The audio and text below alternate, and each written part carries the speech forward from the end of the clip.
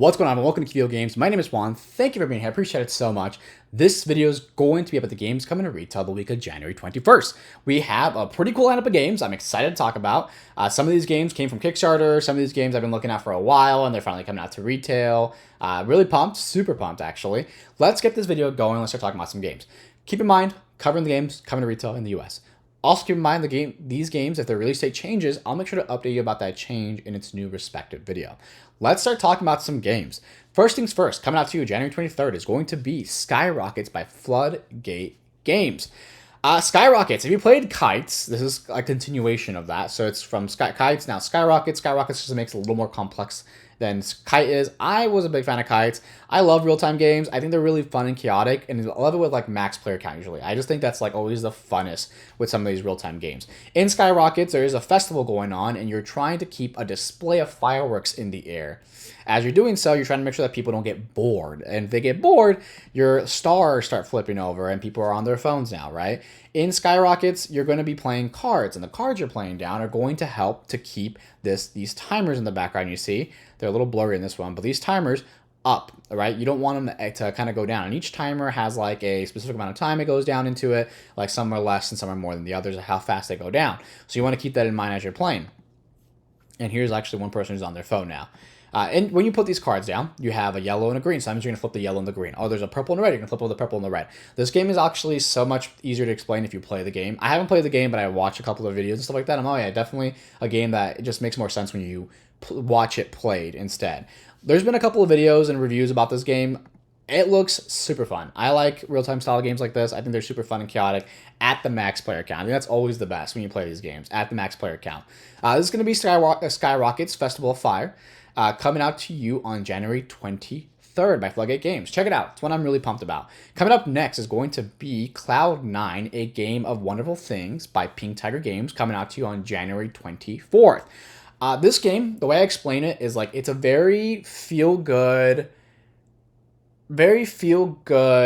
kind of like icebreaker style game. And the reason why is because I think I love games like this when you have to like well, they're good ways to kind of introduce people to everyone else. Like if you have like a new game group and everyone's kind of just meeting each other the first time, it's always good to like bust out a good icebreaking style game so everyone can like get to know each other a little bit.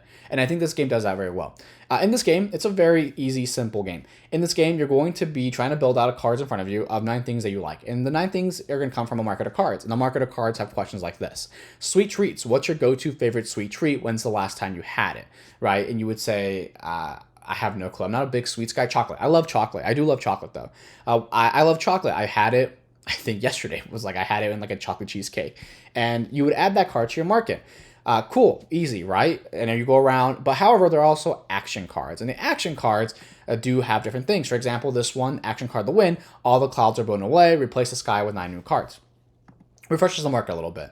And you go through and you're trying to find things that you like. It's also kind of like, it's kind of interesting because like games like this kind of help you like feel good, right? Like you're like, oh, I do like that. Oh, it kind of introduces you, like reminds you of the good things that you do enjoy. It's a very easy, straightforward, I would even say a party-esque style game. It's if you don't like games like if you want your games to be heavy and like have strategy involved and all that stuff, I think this game's more like an icebreaker. You kind of bring this to like a work meeting, develop your team a little bit. That's how I consider it. Cloud9, A Game of Wonderful Things.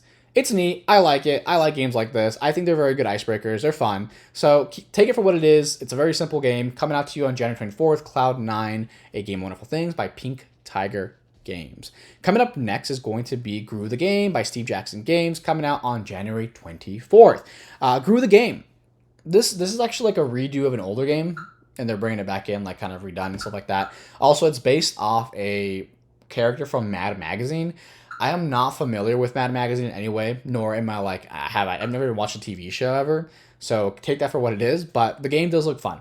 In this game, you're going to have dice. You're going to roll your dice. They're going to give you resources, right? The resources, you can use them. It's like a little bit of resource management. You're going to use these resources on this dice to the best of your ability. And you're going to have a market of cards. Your whole goal is to build out a village. And while you're building your village, your opponents are going to be building their village, but you can also mess with them. A little bit of take that. With your dice roll, you want to use as much of the dice as possible to do different things. For example, you can recruit this troop, or you can do an effect, or you can add a marketplace building to your city. which gives you another effect, of course, we use in the future or later. Whatever resources you don't use, move on to the next player, and they get to use that resource as well. They get to roll dice and use their resources. Pretty straightforward. It's a really simple game, and looks kind of fun. I want to try it at least once. It looks fun. It looks like a fun time. And like I said, I don't know what Mad Magazine. I have never watched it. I know what it is. I just never watched it or really paid attention to it. So that's kind of, if you're a fan of Groo and that's kind of a thing, this game might be for you. Not just that, but I love resource management, even dice management. I love that stuff. So I want to try this game out. This is Groo Groo the Game, coming out to you on January 24th by Steve Jackson Games. Moving on to Maple Valley, coming out to you on January 24th by Kids Table Board Games. Maple Valley is like part 2 to like the Creature Comfort series of games. Creature Comforts came out and it was like a really, really big deal. It was a really good game. I never got to play it, unfortunately, or not yet. I want to. However, in Maple Valley, this one, you're going to have a little bit like card management, resource management, worker placement kind of thing going on. And as you do that, this game was on Kickstarter, by the way, and it's coming out to retail. I forgot to mention that part. They have some really cool woodland creatures. I know people love their Everdell and love cute woodland creatures. This game has that. It has the cute woodland creatures. Really cute little inchworm piece. These are your meeples, really cute meeples. By the way, I almost forgot to mention. On their website, they currently do have like the Kickstarter Deluxe Edition of the game. I love Deluxeified games. I really do. Like, I really am a big fan of that. So I do want to mention they do have a couple. They might be sold out by now by the time you watch the video. I would log on and check if you want this game. You want the Deluxeified Kickstarter edition of the game. I love that. I love Deluxeified copies of games. So that's kind of a thing I do enjoy. Okay, back to the game. So Maple Valley, this is going to be your board, and you're going to go on, and you're going to be placing your workers on these locations. And locations all have their own little action on the way. You can pick up a little token, which has like a little resource you can use in the future. You're going to have cards you can play that help you do more as well. I love this kind of style of game. I really do. I think the whole action sequence thing where you have to go like plan out your sequence of actions to make sure you kind of optimize the best move. That's super fun to me. I want to try this game out pretty bad. However, I don't think I'm going to be buying it only because I'm currently on a freeze of buying games. I have too many coming in as it is, and I'm playing as much as I can, but I do want to try this game out. This game is going to be Maple Valley by Kids Table Board Games, coming out to you on January 24th. Moving on to the next game, it's going to be Parkade by Facade Games, coming out on January 24th. This is a really simple game, word association game. A fast-paced word association game. As you play the game, you're basically just trying to park your cars in these spaces. And the way you do so, you're going to have like kind of like a security, they call it as like a security, like parking lot security guard. And they're going to determine, and you want to convince them, how your word fits into a parking space. So for example, with Pacific, it says surf on the car, right? Hood, thief. You want to convince them like, oh, like my word fits because of this, this is this. And if they say no, it's a no, of course, and your goal is to get rid of, park all your cars, basically. Park all the cards in your hand, which are cards, into their parking spaces and be the first to do so. Very straightforward. Apparently, this game has different game modes as well. I couldn't find a rule book to look into the different game modes. That's kind of fun because honestly, games like this, typically, after a while, they just get a little stale. But it does have a lot of cards and a lot of things to kind of go through. Keep that in mind.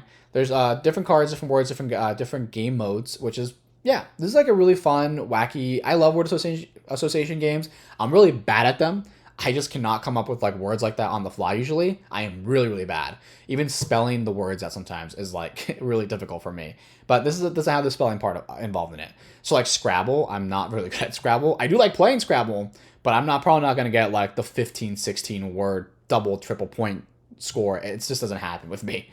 Parkade, it's going to be a fast-paced party-style game. You can play that before or after a game night, kind of cool off or kind of rev up into it. You kind of play this before your big heavy game to kind of get everyone's brains cooking and going. Parkade coming out to you on January 24th by Facade Games. Coming up next is going to be Arborea by Alley Cat Games, coming out to you on January 24th. Arborea. I swore this game was like a small box game for the longest time. And now that it's coming out to retail, I looked into it more, of course. No, it's like a pretty big game. It's like a pretty big box with like a lot of components and a big board and stuff. Looks gorgeous. Let's get into it, right? It's a worker placement game. It's a worker placement game, a little bit of like worker placement, kind of like sequencing your workers and such. Here are like a little bit of the meeples, and I want to show you the board really bad. So in this game, you're going to be having action tracks, and the better the rewards you gain when like the workers are activated, depending on where they're at on the action track. This looks beautiful, by the way. One of the biggest things about this game is going to be like, I love the theme one, and I love the color palette they use.